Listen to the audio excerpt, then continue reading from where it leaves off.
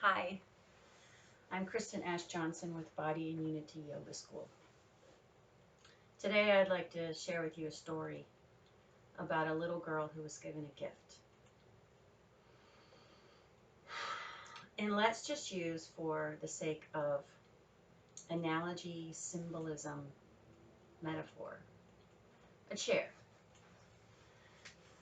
Once upon a time, this little girl was given this gift of a chair. This is kind of a stool, it's a feet up trainer, but let's say it's a chair.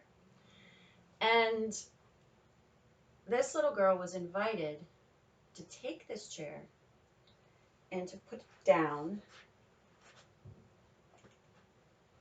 and to rest her body, to find a place to rest in her emotions, to rest her mind, to rest from the chaos, the busyness of the world, from fear, from doubt, to rest. But what she didn't understand was that she had some things inside of her that prevented her from fully receiving this gift. So instead of putting it down and sitting on top of it, she carried it around a lot. And it became quite heavy. And it manifested as things like shame, guilt, and pride, which is a manifestation of fear, all of those fear. And she took this gift that was meant for rest. And because she just couldn't accept the idea that it was a gift and that it was for her and that she was worthy to rest in it, just the way she was, just the way she is, she was fearful and had competition with others because she didn't know she was good enough. So she would put this chair in front of her and she would use it to separate herself from others. She would use it to create lines and boundaries and labels and boxes. So maybe this chair would be a box for her where she would be possibly safe. But it was such a heavy burden, and it came between her and others very much, very much. And inside, she knew that there was no separation. So there was a disconnect. And it's just so heavy. And she got so tired. And there were other people around her that were all carrying their chairs too, so she thought it was okay. And when she did see someone kind of resting, she was attracted to it. She didn't know how to do that. She didn't know what came between her and the rest. And she was quite resentful of those people. And possibly they were doing something wrong and they weren't good enough and they weren't doing the right thing. You know, because the right thing is the hard thing. The right thing is the struggle. You know, if it's not a struggle, it's not good enough. It's not right. If you're not working hard, rest is okay. That concept was so foreign. Slowly and surely, from the inside out, there was a voice that called and said, "No, this gift is for you. And it's for everyone, by the way. No one is excluded from this gift. Because this is a birthright. The rest is a birthright. The place to calm and rest comes with the creation in the DNA. The invitation is always there. And as she started to notice what got in between that invitation, there was a lot of deception, a lot of shame, a lot of guilt, a lot of pride, a lot of illusion. But the perfect love that casts out fear became greater in her awareness. She allowed it to be greater in her awareness than the fear itself. And so she started trying it just little bits at a time, little bits at a time. What would it feel like? What would it feel like physically, mentally, emotionally, spiritually to have a seat? And to look around and to see her in the midst of all these people who were still carrying their chairs. How could she? Why her? Why would she be allowed to take a seat? Why would she be allowed to rest? Why would she be allowed to have peace? And then the question came, why not? Why not her? Why not her? Because everyone's invited.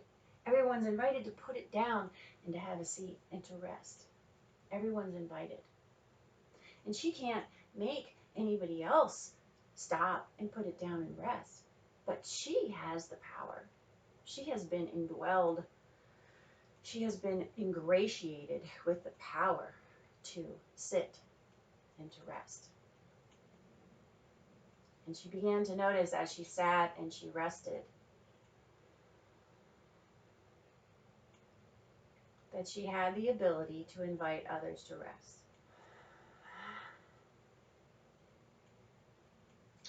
That as she received, she was able to give. Something she never had the ability to receive or to give before.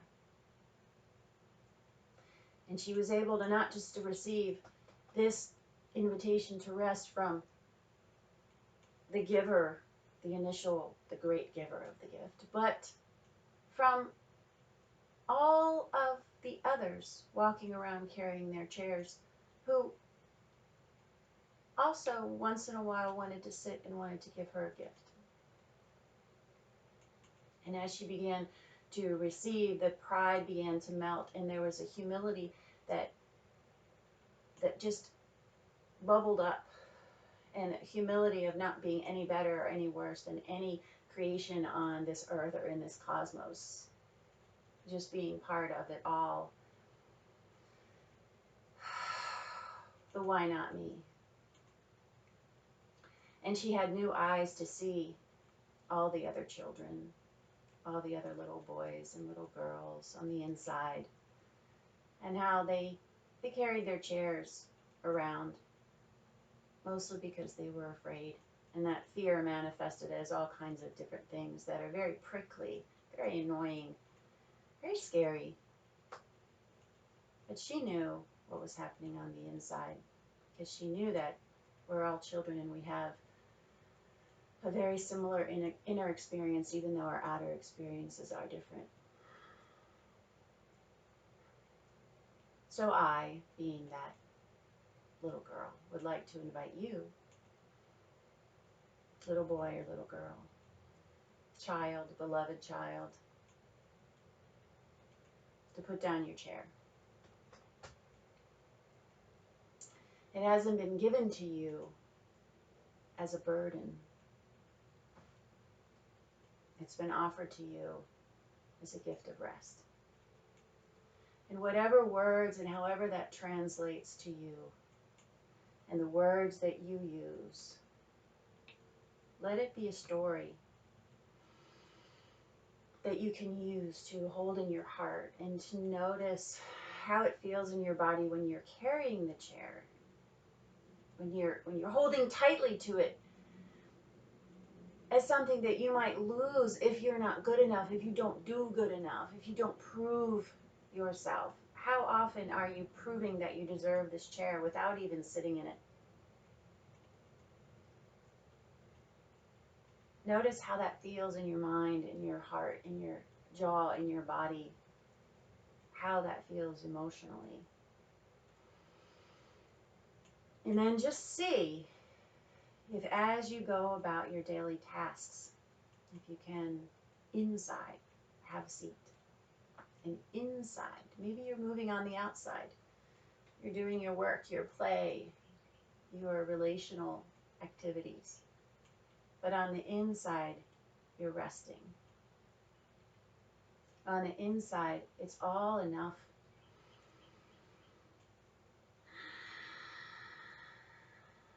You're breathing through moment by moment, allowing the weight of your body to rest, letting the weight fall off your shoulders because it's not yours to carry, it's yours to rest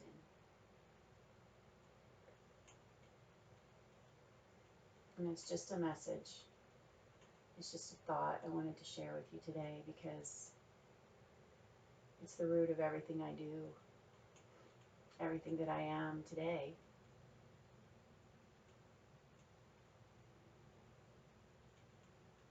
And I'm so grateful for it.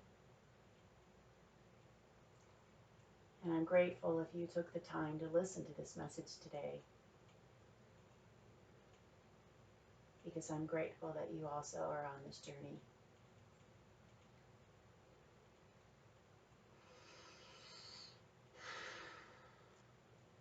Thank you.